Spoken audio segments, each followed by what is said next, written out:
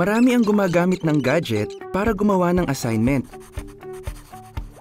mag-research, para sa social networking, maglibang at marami pang iba.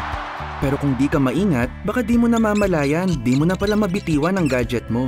Baka makaranas ka pa nga ng withdrawal symptom pag di mo to hawak.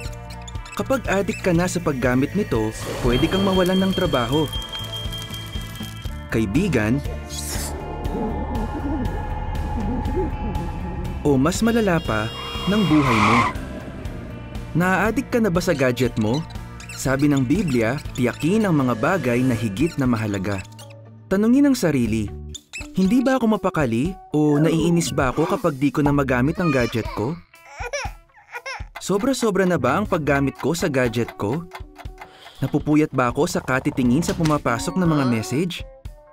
Wala na ba akong oras sa mga kapamilya ko? Anong masasabi nila tungkol sa akin? Kung oo ang sagot mo sa mga tanong na to, huwag sumuko. Hindi pa huli ang lahat. May magagawa ka. Halimbawa, magtakda ng limitasyon sa paggamit ng gadget at sundin ito.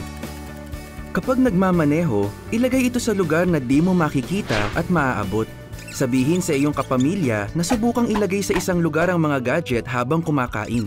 Ang unang kukuha ng kanyang gadget ang maghuhugas ng plato.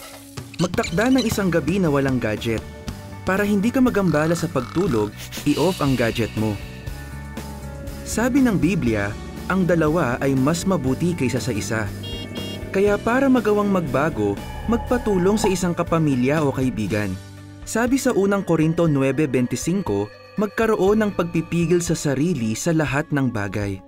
Kaya tandaan, maaaring bahagi na ng buhay mo ang gadget, pero di ka dapat magpakontrol dito. At mas ma-e-enjoy mo ang buhay.